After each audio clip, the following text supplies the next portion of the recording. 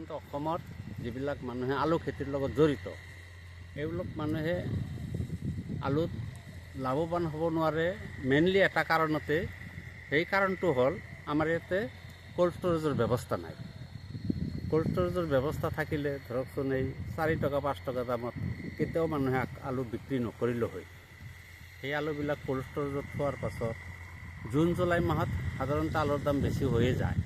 তেতিয়া cold storage থাকিলে সেই জুন জুলাইৰ পৰা মানুহে যদি আলু বিক্ৰী কৰিলে হয় তেনেহ'লে মানুহৰ বহুতখিনি লাভ হলা হয়। কিন্তু এতিয়া কোল্ড ষ্ট'ৰেজত নাই।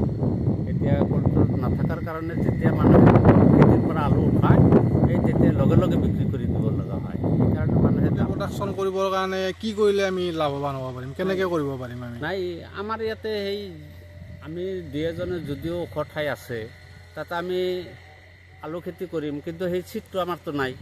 চিটটো সেই পাঞ্জাৱৰ পৰা আনিব লগা হয়।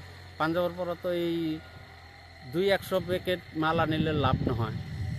বেপাৰীবিলাকক ক'লে যে নাই আমিতো এই অলপ চিট আনিব নোৱাৰোঁ, তাতে বহুত টকা ভাড়া যায়। যেতিয়া এভেইলেবল মানুহে খেতি কৰে তেতিয়া সেই পাঞ্জাৱৰ পৰা চিটবিলাক আহে। আৰু যদি চিটৰ ব্যৱস্থা আমাৰ ইয়াতে কৰা হয় তেনেহ'লে মানুহে যেতিয়া ইচ্ছা তেতিয়াই চিটটো পাই যাব।